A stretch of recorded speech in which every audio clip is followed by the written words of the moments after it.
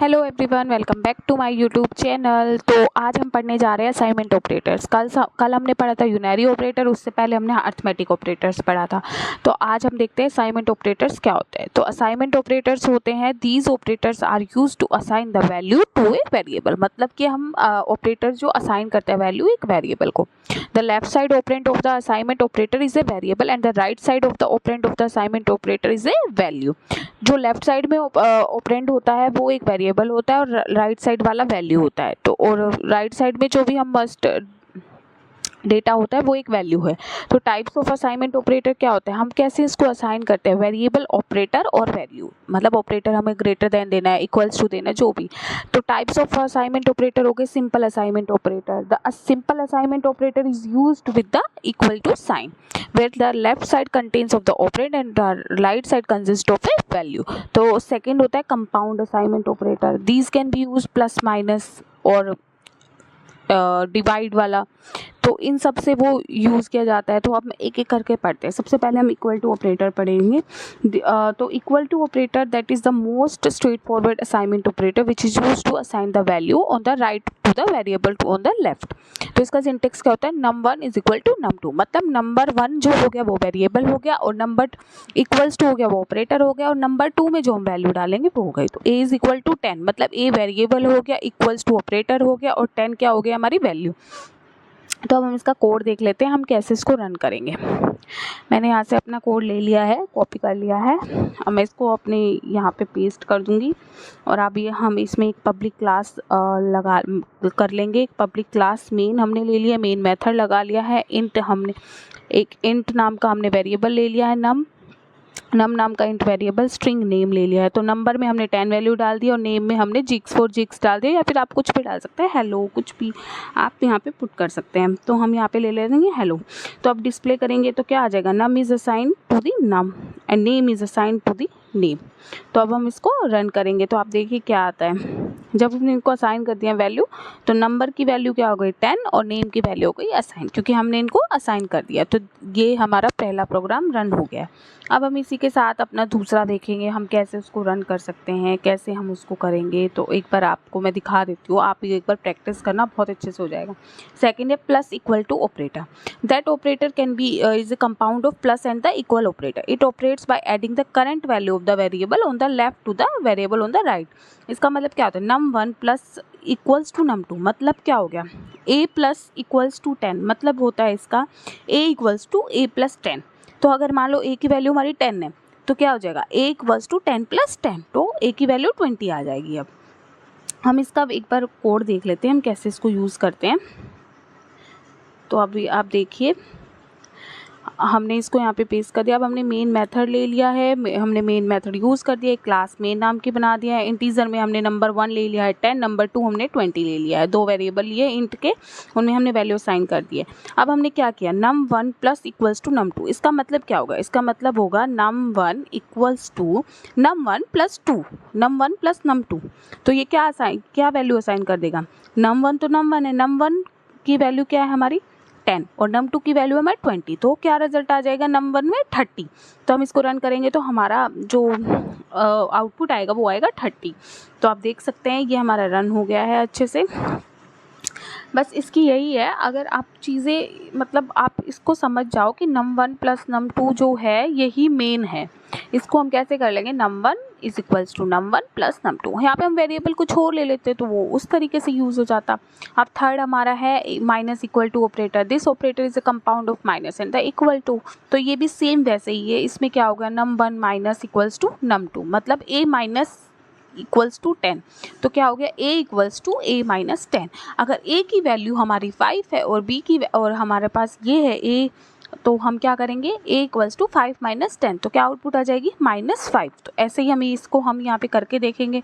तो इसमें क्या हो जाएगा, इसमें भी हम देख लेते हैं। num1 हमने वही मेन क्लास ली, मेन मेथड लिया, इंटीजर्स नंबर 1 नंबर 2 ले लिए। अब हम उसको प्रिंट करा रहे हैं। अब हमने क्या किया, num1 minus equals to num2। तो इसका मतलब है num1 equals to num1 minus num2।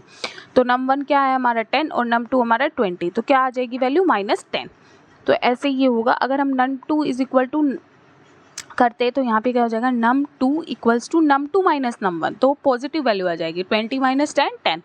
तो ये है हमारा माइनस इक्वल्स टू ऑपरेटर का, हम ऐसे ही इसको यूज़ करते हैं। आप देखिएगा बहुत इजी, एक बार आप ट्राई कीजिएगा, बहुत अच्छे से होगा। यहाँ पे ये 10 इसलिए आया क्योंकि मैंने यहाँ पे प्रिंट में इसको मैंने 10 ही प्रिंट करवा रखा है, नंबर 1, और यहाँ पे हम नंबर 2 कर देंगे तो ये अब हमारी वैल्यू प्रिंट करा देगा कि पॉजिटिव 10। क्यों? क्योंकि हमने अब पॉजिटिव में ले लिया है, ये हमने क्या कर दिया, इसको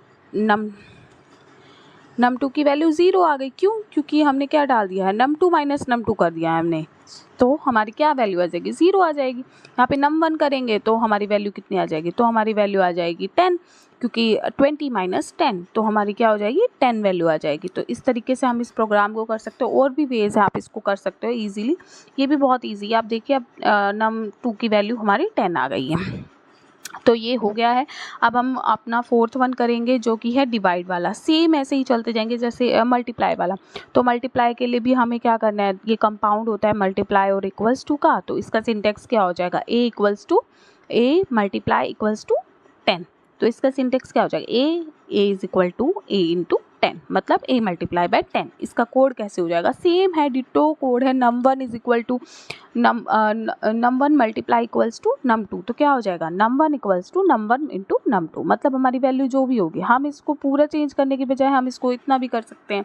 तो अब इसकी हम वैल्यू लिख देंगे यहाँ पे कि क्या हो जाएगा, num1 equals to num1 into num2, मतलब हमारी num1 की वैल्यू कितनी है, 10 है, और num2 की वैल्यू हमारी 20 है। तो आंसर क्या आ जाएगा, 200 आ जाएगा।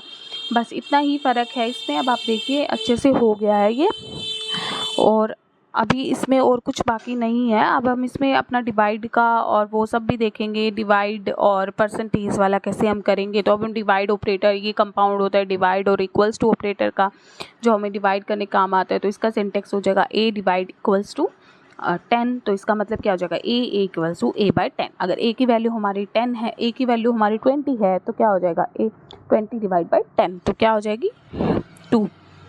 तो इस तरीके से हम इसको करेंगे। हम इसको पूरे कोड को चेंज करने के बजाय हम खाली वहाँ पे मल्टीप्लाई की जगह हम यहाँ पे डिवाइड कर सकते हैं।